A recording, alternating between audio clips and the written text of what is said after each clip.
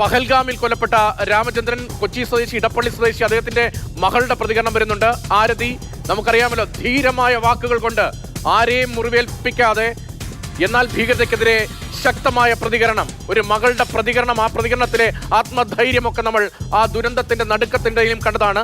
ആരതിയുടെ പ്രതികരണം വരുന്നുണ്ട്, അതുകൂടി ഒന്ന് കേൾക്കാം. അതിനുശേഷം അർജുനിലേക്ക്.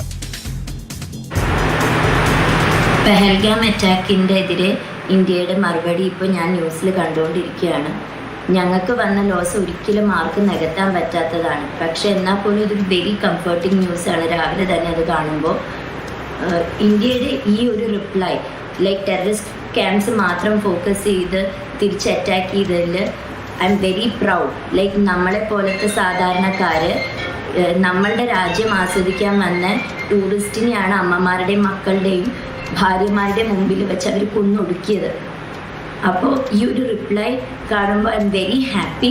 ആൻഡ് ദ ഓപ്പറേഷൻ സിന്ദൂർ എന്ന് പറഞ്ഞ പേര് അതിന് വളരെ ആപ്റ്റായിട്ടുള്ളതാണ്. ഇങ്ങനെ എല്ലാ തീവ്രവാദ കേന്ദ്രങ്ങളും ഇന്ത്യ കൊന്നൊടുക്കുന്നുള്ള പൂർണ്ണ വിശ്വാസ്യതയുണ്ട്. ഇത് കാണുമ്പോൾ വളരെ പ്രൗഡുമാണ്.